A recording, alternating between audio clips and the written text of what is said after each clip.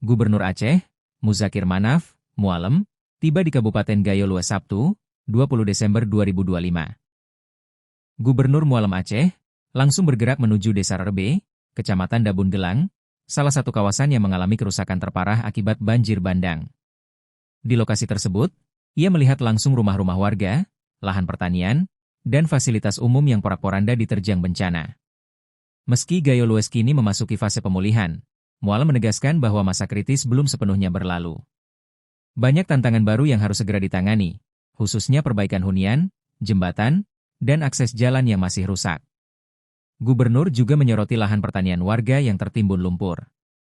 Ia memastikan pemerintah akan menurunkan. Download Tribun X sekarang, menghadirkan lokal menjadi Indonesia.